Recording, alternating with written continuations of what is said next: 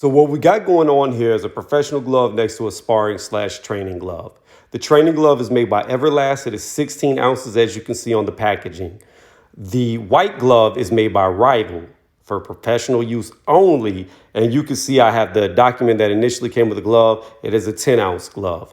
Now, when you look at these two gloves side by side, you will see that the seam of what would reveal your palm, if it was going to reveal your palm, or knuckles in this case of Tyson Fury, what they're trying to say, it is much higher on a lace glove than it is on a training/sparring glove in the Everlast. Just look at that. I want you to see how the Velcro glove almost goes to the bottom of your palm, and the seam on the white Rival glove goes all the way up into the palm. And I'm going to show y'all exactly how that picture happened of Tyson Fury and why it happened.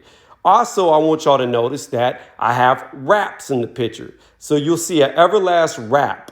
Now, what that is normally used in, some people will get gall wrapped, and I'll get into that in just a second, for sparring. But most of the time, especially amateurs or lower tier professionals just getting into boxing, they're going to use the Everlast cloth wrap.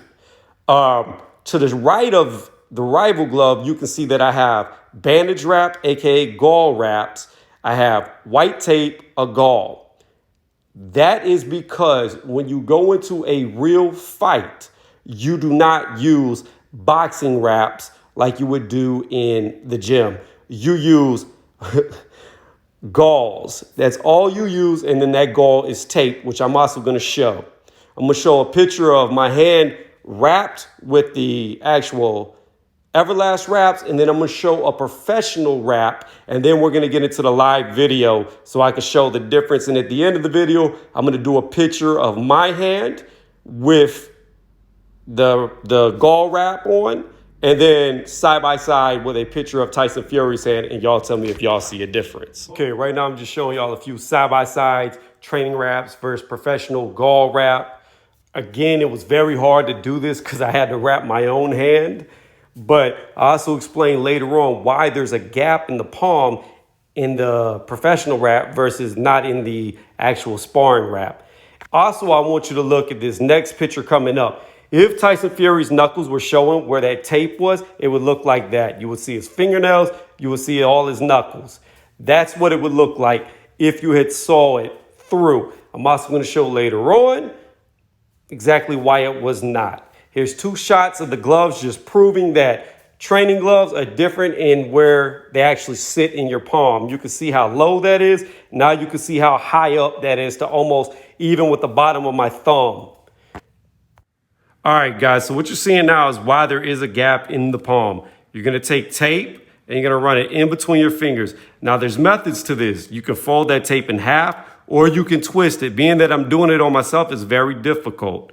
So all you're going to do there is just on the back side, bring the tape down in a straight line. It doesn't matter if it overlaps. You're going to cut that, and then you're going to tape around it. I'm going to come back once this is done. So again, right here, I'm just showing how much higher the palm is in the professional glove due to how it's cut where the laces are. The seam goes much higher, as you could tell in these two pictures. So the picture you just saw was how you couldn't see nothing but tape around my wrist. All right, I'm doing this real slow to pull my hand out. Now, when I pull my hand out, you're going to see some extra tape around the gall that normally wouldn't be there. Again, I had to wrap my own hands, which is very difficult. Wrapping somebody else's is a lot easier. But the point is, you can still see where it is. Notice how you see the palm, you see the gall wrap. I'm coming into here. All right. I'm doing this live so nobody can say there's any funny business going on. It's going to be, I'm going to have to get up because it's going to be hard to put on.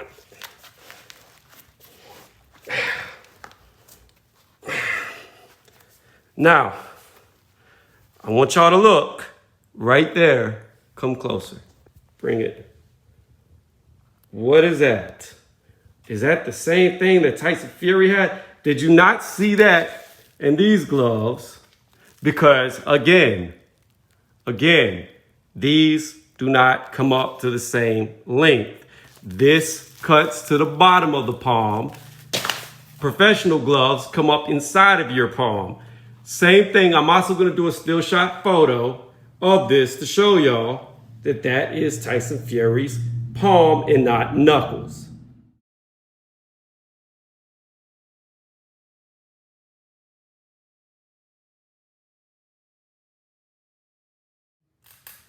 All right, y'all. So I don't know if people know this or not, but on the glove itself, they sign it. That's why I put a ref here, and they do it across the seam. So if you were to do this, if I could even get it off, if you were to break it and try to put it back, it's not going to line up very well. So I'm also leaving the video running so y'all can see that this picked up the same place the other left off. I'm just taking the tape off right now. Try not to ruin my laces while I do it. So, tape off. This is why they tape it, so the laces stay there. Now, you got to understand something, too. These laces are tight. As you're punching and hitting people throughout the fight, these actually, because laces always loosen up, whether it be on your shoes or anything, laces are going to give way because of the fabric they're made out of and how they're in there. So if you assume that this started to loosen up as the fight went on, now you can start to see that it's only going to open up more and more to reveal that looks identical to what his looked like as it loosens. Also, the whole notion that in a professional glove, nonetheless, even with it loose like this, with all the galls on the back of my hand, I cannot get my fingers down. Like my fingers are up here. I can't even get my fist to in here. It's too tight. Another thing too is, stay right there. All right, y'all stay with me.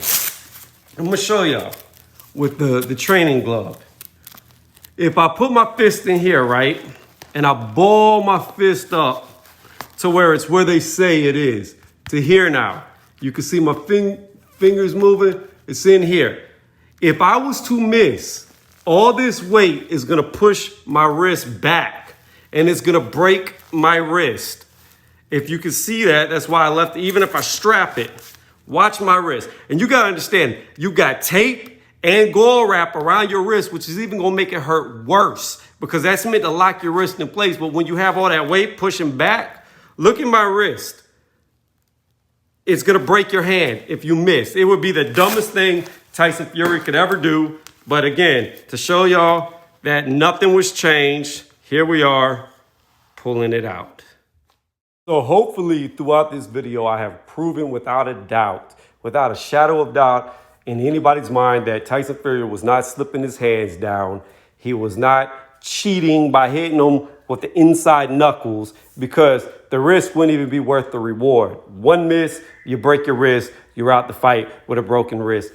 Also, I don't know who started this rumor about it being his knuckles in the glove and then that doesn't look right because as you see in this picture right here that I already posted earlier and posting again, it looks perfectly right. It looks exactly what I'm showing right here with the tape around and even with it tight where they said it was loose, it still looks the same.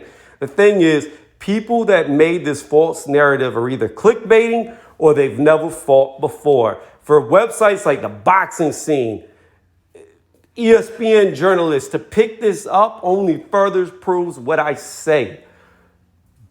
Big websites, big name companies should not hire anybody to write about boxing that has never boxed before, period. I understand that there are people who love the sport, who saw through this, and I have nothing against them.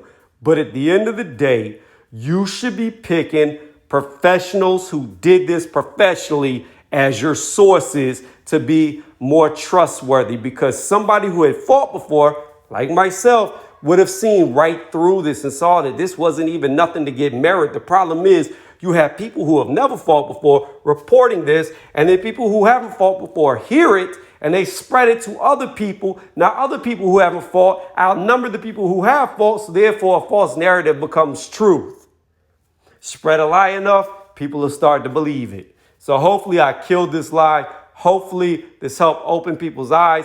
If there's something I need to improve on, please let me know. I can put up a live video and do everything live if that helps. Whatever y'all think for pointers to help me improve. Also, if you're a big channel watching this, please spread this video. Please spread it. Let's kill this right now, because I've seen other people try to debunk and do that, and they don't actually have professional gloves and training gloves. I just feel like I put a lot of work into this, a lot of edits, a lot of pictures. If y'all could just help me out and spread this, and if you like it, please sub to the channel or at least give it a thumbs up. Thank y'all for watching. I appreciate all the support I get from random people who come here and long, faithful fans of mine or subscribers of mine, whatever you want to call them. I want to thank everybody for everything, and please spread this video.